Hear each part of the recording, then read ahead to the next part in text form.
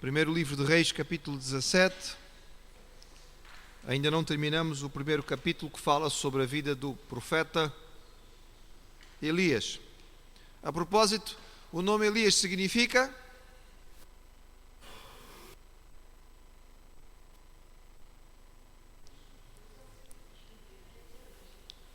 El-Já.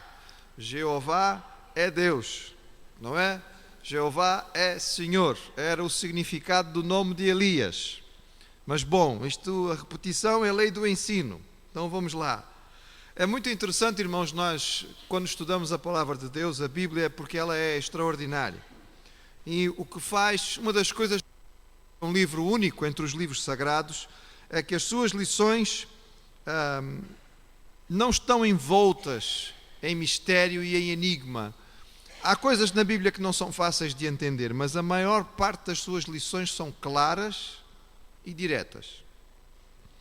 Também a verdade dos personagens bíblicos é única.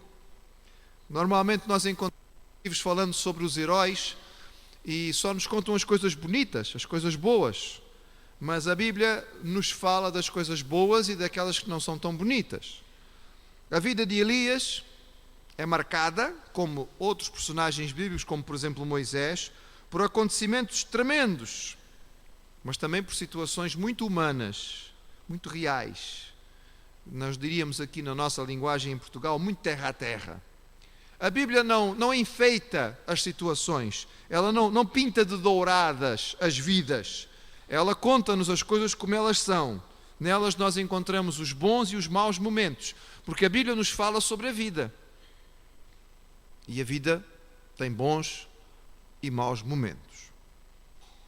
Elias encontra-se, como os irmãos se lembram, vivendo um momento muito particular. Ele foi chamado por Deus para enfrentar o pior rei da história de Israel, Acabe, e a sua mulher, que é uma princesa estrangeira, Jezabel, e que trouxeram a adoração a Baal de forma oficial para Samaria, a capital. Ali construíram um templo a Baal e passaram a adorá-lo como se ele fosse o verdadeiro Deus de Israel. Este Deus era o Deus conhecido por mandar a chuva, as tempestades e fazer a terra frutificar. E é por isso, certamente, que Deus dá esta orientação e Elias chega e anuncia ao rei que não vai chover.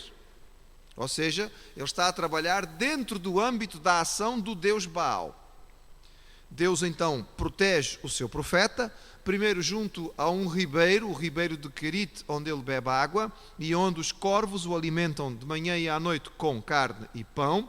E depois, na semana passada, nós vemos que num ato ainda mais difícil, de desafio para o profeta, Deus o manda para o norte para que ele vá ficar junto à região de onde tinha a principal inimiga, que era aquela rainha má. Vamos ver algumas imagens Íamos ver algumas imagens, vamos ver algumas imagens, pois, que podem talvez nos ajudar a identificar um bocadinho. Primeiramente, os irmãos identificarem os dois reinos, portanto, o reino do sul é o reino de Judá e o reino do norte, o reino de Israel. Lembrando que toda esta história se passa no reino do norte, que é o reino de Israel, um reino que teve uma sucessão de maus reis e que ficou afastada do trono de Davi, enquanto que o reino do sul, o reino de Judá, vai ser governado a partir de Jerusalém, sempre por descendentes de Davi. Na próxima imagem, esta seria mais ou menos a região para onde ele é mandado, portanto, esta é a cidade de Sidom hoje, mas os irmãos podem ter uma ideia, era um porto importante, era um porto natural, fenício. Os fenícios eram grandes mercadores, são responsáveis, enfim, por levar o comércio a todo o Mediterrâneo, fundaram cidades não muito longe de nós, não é? Cartago, aqui no norte da África, era relativamente próxima de Portugal, e provavelmente devia haver também províncias fenícias na Península Ibérica, mas lá naquele lado da Espanha que está voltado para o Oriente. Próxima imagem. Baal era o deus dos fenícios, era o deus adorado pelos fenícios, sendo que Sidom era uma cidade-estado e Jezabel era dali, Foi dali que ela foi para se casar com Acabe e leva a adoração a este Deus. Há aqui duas representações, uma das representações tradicionais de Baal e também uma imagem do culto que se prestaria a ele. Uma das imagens que normalmente era feita, era atribuída a Baal, é aquela que está ali, com aquela cabeça em forma de touro, portanto, no sentido de força e poder. E uma das formas de adoração a Baal era o sacrifício de bebés recém-nascidos. Alguns destes eram filhos das sacerdotisas prostitutas. Elas se prostituíam no templo de Baal e quando engravidavam, estes bebés dedicados a este Deus, que nós poderíamos chamar demónio, para a satisfação do inimigo. Na próxima imagem, os irmãos têm uma ideia de Sarepta. Isto, claro, é a escavação arqueológica da aldeia de Sarepta. Lembram-se que é para lá que Deus mandou Elias. Elias foi para Sarepta, para ali encontrar esta viúva, e foi ali que ele foi passar este tempo. Portanto, os irmãos ficam com a ideia, não sei se tinham esta ideia, de que Sarepta é uma aldeia junto ao mar, certo? Está ali o mar já logo ali ao lado, é o mar Mediterrâneo, e possivelmente Elias também tinha esta paisagem todos os dias, era esta a visão que ele tinha. A última imagem, ainda para nos lembrar da semana passada, o pão e o azeite. Este pão é o pão oriental, que era provavelmente o pão usado e que esta mulher fazia diariamente para a alimentação. Não é pão de Mafra, não é o nosso pão, não são os nossos papos secos, nem as nossas bolinhas. Portanto, é um pão achatado, não é? Hoje, para o nosso dia-a-dia no Ocidente, seria mais parecido com uma pizza, sem o molho, claro. Portanto, só o pão. E aquela botija que os irmãos têm ali é uma botija de azeite que foi encontrada na Fenícia e que tem aproximadamente 2000 anos. Portanto, é antiga, não é tão antiga quanto a do tempo de Elias, certamente, mas é também bastante antiga, para terem uma ideia do que a mulher falava quando ela falava da sua botija de azeite. Lembrando então que na farinha não faltou, não é? E na botija não faltou azeite. E eles puderam assim viver durante bastante tempo. Agora, o texto que nós temos para hoje está aí a partir do versículo 17. Vamos ler? 1 Reis 17, versículo 17. Diz: E depois destas coisas sucedeu que adoeceu o filho desta mulher, dona da casa, e sua doença se agravou muito até que nele nenhum fôlego ficou. Então disse ela a Elias: Que tenho eu contigo, homem de Deus? Vieste tu a mim para trazeres a memória a minha iniquidade e matares o meu filho? E ele lhe disse: Dá-me o teu filho. Ele o tomou do seu regaço e levou para cima ao quarto onde ele mesmo habitava e o deitou em uma cama.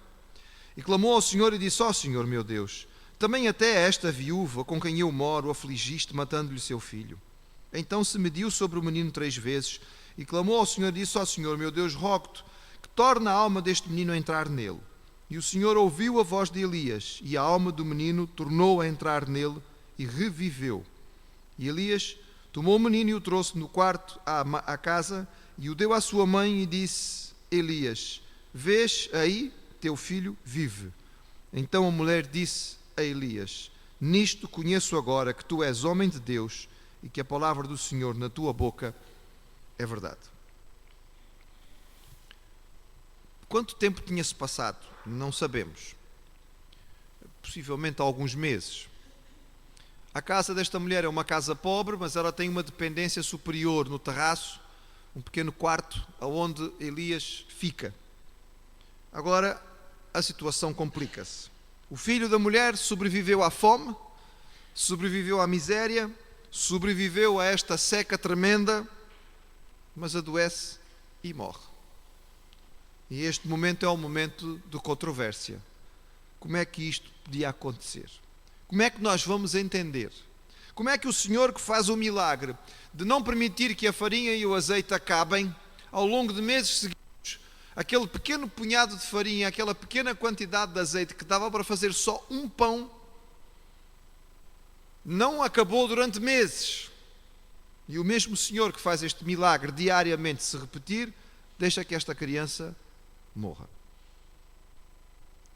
É assim, irmãos, a história bíblica Este episódio é daqueles que nós podíamos dizer, este podia não vir, não é? Não podia não vir contada esta história, este pormenor podia ter passado despercebido, mas está aqui de forma clara. Porque às vezes a vida cristã tem destas coisas. Muitas vezes nós não entendemos porque é que algumas coisas acontecem. Muitas vezes nós não vamos entender enquanto estivermos aqui nesta vida. Algumas coisas que sucedem, passado tempo, passado anos, nós talvez possamos entender. Passados tempos nós temos um vislumbre, uma ideia, de dizer, pois olha, se calhar foi por isto. Se aquilo ainda estivesse assim, agora tinha acontecido assim. Se aquela pessoa estivesse assim, agora tinha sucedido desta maneira. Mas algumas coisas nós nunca chegamos a entender. E talvez só venhamos a entender quando chegarmos à parte, não é, do Senhor, quando chegarmos lá ao seu lado e pudermos ser esclarecidos da parte do Senhor. Mas o processo da fé e da confiança no Senhor requer de nós também lidar com estas situações. Porque a fé que o Senhor pede de nós significa que nós temos que aprender a descansar, mesmo quando nós não a entendemos. Se entendêssemos todas as coisas e pudéssemos perceber claramente porque é que elas sucedem, não seria necessário fé. Mas estas coisas trazem a nós a necessidade de confiar e descansar, mesmo quando nós não estamos entendendo. Algumas coisas importantes neste episódio, irmãos, para nós guardarmos. O fato de nós sermos abençoados numa área não garante que vamos ser em todas as áreas. Às vezes o Senhor nos abençoa muito numa área e nós ficamos muito felizes e louvamos ao Senhor porque estamos a ser abençoados naquela área e depois surge uma dificuldade na outra e nós dizemos, mas não estou a perceber. Porquê é que o Senhor me deu, por exemplo, uma grande capacidade intelectual e me abençoou com esta capacidade, mas, por exemplo, não tenho muita saúde? Ou talvez eu tenha, mas não tenho muitos recursos, mas não consigo aplicá-los corretamente. Não vejo o retorno que eu estava à espera.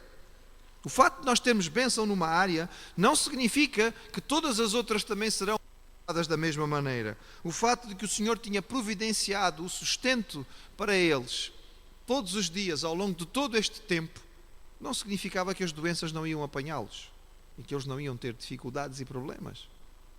Lembro-me de um missionário que foi para a Guiné-Bissau e ele tinha muito a abençoá-lo. E tinha vários problemas de saúde e também tinha falta de recursos financeiros. Então ele pediu ao Senhor que lhe desse recursos para poder pagar a passagem para poder chegar no campo missionário. E Deus abençoou. Então ele disse assim, bem, Deus abençoou-me com recursos para que eu pudesse chegar no campo missionário. Então agora eu estou a tomar estes medicamentos, mas Deus abençoou-me com os recursos para ir para o campo, não tomo mais medicamentos, não vou precisar mais deles. E o fato, irmãos, é que ele chegou ao campo missionário e ele estava gravemente doente. Precisava tomar aqueles medicamentos. O Senhor já tinha o diagnóstico da doença. Tinha providenciado um médico que o tinha orientado. Tinha providenciado a medicação que ele precisava tomar. Ele tomou uma decisão precipitada e errada. Porque o fato do Senhor coisa não garantia que ele ia ter bênção em todas as outras áreas. E nós precisamos entender isto. Nós não devemos assumir que o Senhor tenha qualquer dívida para conosco, porque nunca é o caso. É interessante a atitude desta mulher. A certa altura, ela que foi tão abençoada, não é? Recebeu tantos sinais maravilhosos de que Deus era um Deus de verdade. Todos os dias esta mulher via o milagre e a provisão de Deus se multiplicar de forma prática. Todos os dias. Como é que terá sido naqueles primeiros dias? Os irmãos imaginam, as irmãs imaginam, as irmãs que lidam mais com a despensa do que os homens, não é? Primeiro dia ela foi lá e fez o pão. E o homem de Deus disse a ela, não vai faltar. E ela, pronto, acreditou. E realmente foi surpreendente, porque ela achava que aquela farinha só dava para um pão, afinal dava para 2.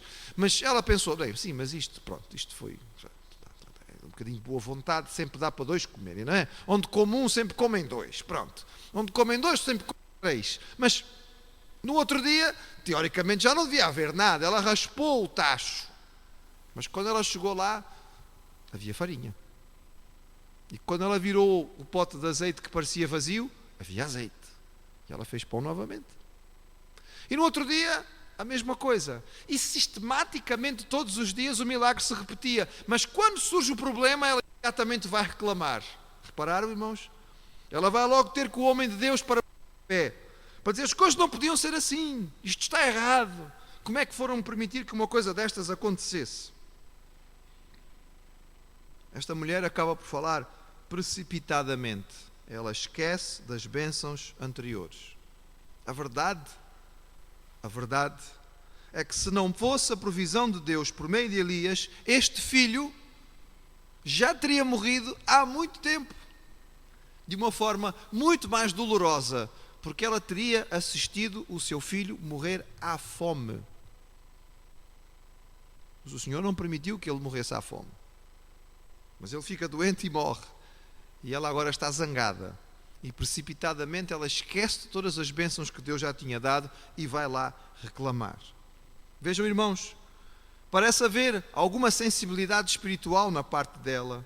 Quando ela diz, não é? Quando ela pergunta ao servo de Deus: vieste para me trazer à memória a minha iniquidade? Talvez ela se lembrasse que na sua vida também era pecado, e talvez ela estivesse começando a perceber que trazia coisas. Talvez ela estivesse a entender que talvez esta situação fosse consequência do seu pecado, mas o fato é que ela reclama. E as bênçãos que ela tinha recebido, ela já não estava-se a lembrar delas. Mas uma coisa parece que ela realmente entendeu, que o sofrimento é por vezes causa do pecado. Eu não sei se foi o tempo de convivência com o profeta, se foi aquilo que ela viu na atitude de Elias, que talvez o entendimento de a Baal era errada, porque ela era uma adoradora de Baal e ela estava abrigando na sua casa um profeta do Deus verdadeiro. Será que foi isto? Será que ela percebeu que esta adoração era errada e talvez ela tenha entendido que este sofrimento vinha por consequência disto? Bem, nós não sabemos. Pode haver muita especulação aqui, irmãos, mas nós temos que ter cuidado com a especulação bíblica, porque temos que nos cingir aquilo que é o texto. O fato é que ela é uma mãe em sofrimento. E ela leva ao servo do Senhor aquilo que está-se a passar e ela pede ao servo do Senhor que intervenha. E é interessante notar, irmãos, a reação de Elias. Ele não discute com a mulher. Ele talvez pudesse ter respondido, não é? Então, mulher, eu lá tenho poder sobre vida e morte para evitar que o teu filho morra. Talvez ele pudesse ter dito: então, mas e este tempo todo que ele comeu todos os dias por causa da provisão e do milagre que Deus fez? Ele não discute, ele não responde. Talvez o sofrimento dela fosse tão grande neste momento que não permitisse a conversa ou o diálogo. Já temos dito aos irmãos que por vezes, diante de certas circunstâncias, a melhor coisa que nós fazemos não é necessariamente falar, mas simplesmente chorar com os que choram, não é?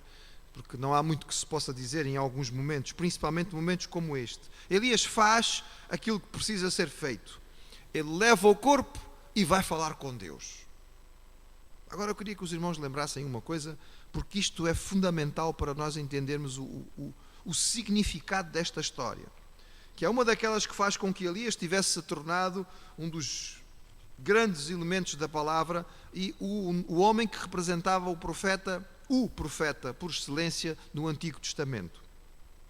Quantas ressurreições, ou no caso aqui, ressuscitação, não é? Quantas ressuscitações os irmãos já encontraram no texto sagrado antes da história de Elias? Vamos lá ao conhecimento bíblico dos irmãos.